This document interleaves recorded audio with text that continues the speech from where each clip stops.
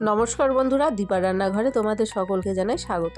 আজকে খুবই সহজ পদ্ধতিতে তোমাদের সাথে ডিম বিরিয়ানি রেসিপিটা শেয়ার করতে চলেছি। তো তোমরা প্রথম থেকে শেষ পর্যন্ত ভিডিওটা না টেনে অবশ্যই দেখো। তোমরাও কিন্তু খুব সহজেই এইভাবে বাড়িতে বানিয়ে নিতে পারবে ডিমের বিরিয়ানি। তো এখানে প্রথমেই ভাতটাকে রান্না করব। ভাতটা রান্না করার জন্য দেখো একটা পাত্রে জল বসিয়ে দিয়েছি। জলটা যখন খুব ভালো করে ফুটে গেছে 1 চামচ মতো দিয়ে দিলাম সয়াবিন তেল, আর দিয়ে দিচ্ছি লবণ, আর দিয়ে দেবো জিরা। আর আমি বাসমতি চালটা আগে থেকেই ধুয়ে রেখেছিলাম, সেই চালটা এখন এখানে দিয়ে দিচ্ছি।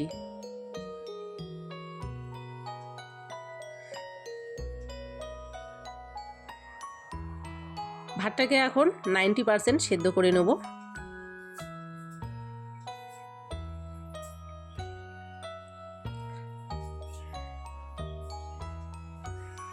তো দেখো এখানে কিন্তু আমি দেখিয়ে দিচ্ছি ভাতটা কিন্তু 90% সেদ্ধ হয়ে গেছে। আমি হাতাতে নেড়ে তোমাদেরকে এখানে দেখিয়ে দিচ্ছি।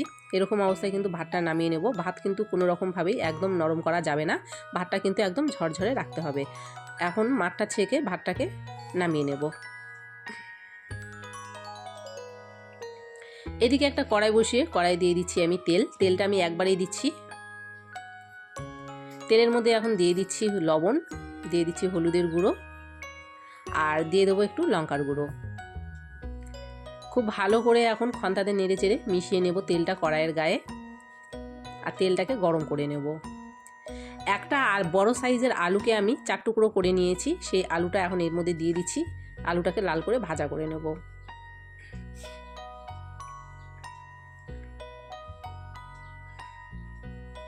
আলুটা খুব ভালো করে দেখো লাল করে কিন্তু ভাজা হয়ে গেছে, এখন উঠিয়ে নেব।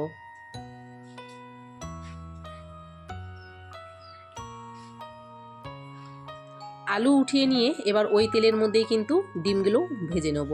আমি কিন্তু আজকে ডিম বিরিয়ানির জন্য 4টা ডিম এখানটায় ব্যবহার করেছি, আর একটা আলুকে কেটে 4 টুকরা করে কিন্তু ব্যবহার করেছি। ডিমটাকে লাল করে ভেজে নেব। ডিমটা দেখো লাল করে ভাজা কিন্তু হয়ে গেছে, এখন উঠিয়ে নিচ্ছি। তেলটা কিন্তু আমি একবারেই দিয়েছি, সেই জন্য পরে কিন্তু আর তেল দরকার পড়ছে না। এখানে কিছু গরম মশলা আর তেজপাতা ফোড়ন দিয়ে দিলাম। ফোড়নটা নেড়ে চেড়ে এখানে একটা বড় সাইজের পেঁয়াজ ছোট ছোট টুকরো করে কেটে রেখেছিলাম, সেটা দিয়ে দিলাম। পেঁয়াজটাকে একটু লাল করে ভাজা করে নেব। পেঁয়াজটা কিন্তু লাল করে দেখো ভাজা হয়ে গেছে। এখানে দিয়ে দিব মশলা বলতে এখানে 2টো পেঁয়াজ আর কয়েক কোয়া রসুন আমি বেটে নিয়েছিলাম, সেটা দিয়ে দিলাম। আর দিয়ে দিচ্ছি সামান্য পরিমাণ জল। এবারে দিয়ে দিচ্ছি 1 চামচ বিরিয়ানির মশলা, দিয়ে দিচ্ছি স্বাদ মতো লঙ্কার গুঁড়ো, আর স্বাদ মতো লবণ, আর দিয়ে দিচ্ছি 4টা কাঁচা লঙ্কা চেরা। মশলাটা একটু নেড়ে চেড়ে নিচ্ছি। যে আলুগুলো লাল করে ভাজা করে তুলে রেখেছিলাম, সেই আলুগুলো আমি এখন একসাথে দিয়ে দেবো, দিয়ে মশলার সাথে কষিয়ে নেব। তাহলে কিন্তু দেখবে মশলা কষাতে কষাতে আলুটাও সেদ্ধ হয়ে যাবে। আলুগুলো কিন্তু দেখো মশলার সাথে খুব ভালো করে কষিয়ে নিয়েছি। আলু কিন্তু এরকম অবস্থায় আমাদের একদম সেদ্ধ হয়ে গেছে, কেননা আলুগুলো প্রথমেই লাল করে ভাজা করে নিয়েছিলাম, তারপর মশলার সাথে কিছুক্ষণ কষিয়ে নিয়েছি। এবারে ডিমটা দিয়ে আবারও একটু কষিয়ে নিচ্ছি। এবারে যে ভাতটা আমরা করে রেখেছিলাম, সেই ভাতটা কিন্তু দেখো আমি দেখিয়ে দিচ্ছি একদম ঝরঝরে হয়েছে। সেই ভাতটা এর মধ্যে দিয়ে দিচ্ছি। সবটুকু ভাত এখানে দিয়ে খুব ভালো করে ছড়িয়ে দেব। এবারে কিছু উপকরণ আমাদেরকে এখানে ব্যবহার করতে হবে। তো প্রথমেই কিন্তু আমি এখানে দিয়ে দেবো 1 কাপ কাঁচা দুধ, 1 চামচ দিয়ে দিচ্ছি গোলাপ জল, 1 চামচ দিয়ে দেবো কেওড়া জল, বিরিয়ানির সুন্দর রং আনার জন্য দিয়ে দিচ্ছি কেশর কালার, আর দিয়ে দিচ্ছি 1 চামচ ঘি। এখন গ্যাসের ফ্লেমটাকে একদম লো করে দিয়ে 10 মিনিট মতো দমে রেখে দেব। 10 মিনিট মতো দমে রেখে দিয়েছিলাম। 10 মিনিট পরে ফিরে এলাম, এখন দেখিয়ে দিচ্ছি। এখন দেখো এটাকে নেড়ে চেড়ে মিশিয়ে নিলেই দেখবে সুন্দর একটা রং কিন্তু চলে এসেছে। আমি দেখো একটা হাতা দিয়ে উঠিয়ে নিচ্ছি, আর আলুগুলো দেখো কত সুন্দরভাবে সেদ্ধ হয়ে গেছে। উঠাতে নিয়ে কিন্তু দেখো আলুটা ভেঙে গেল। তাতে বোঝা যাচ্ছে মশলার সাথে যে আলুটা আমরা কষিয়েছিলাম, এতে করে কিন্তু আলুটা খুব ভালো করে সেদ্ধ হয়ে গেছে। একটু নেড়ে চেড়ে মিশিয়ে নিলেই দেখতে পারবে এর মধ্যে কিন্তু সুন্দর একটা রং চলে এসছে।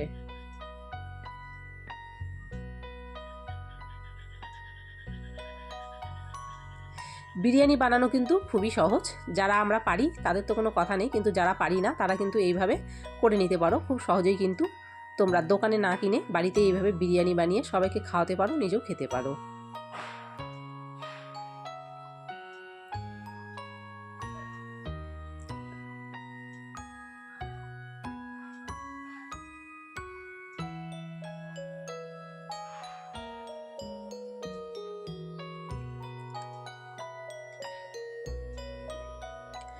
এই ডিম বিরিয়ানি রেসিপি তোমাদের কেমন লেগেছে অবশ্যই কমেন্ট করো। ভালো লাগলে ভিডিওটা অবশ্যই একটা লাইক করো, ভিডিওটাকে শেয়ার করে দিও। চ্যানেলে যদি নতুন হয়ে থাকো, চ্যানেলটি যদি সাবস্ক্রাইব না করা থাকে অবশ্যই কিন্তু চ্যানেলটি সাবস্ক্রাইব করে দিয়ে পাশে থাকা বেল বাটনটি প্রেস করে দিও। তাহলে আমার দেওয়া সুন্দর সুন্দর এই রেসিপিগুলো সবার আগে পৌঁছে যাবে তোমাদের কাছে। আর কমেন্ট করতে কিন্তু একদমই ভুলবে না। এইভাবে তোমরা একবার অবশ্যই বাড়িতে বানিয়ে দেখতে পারো।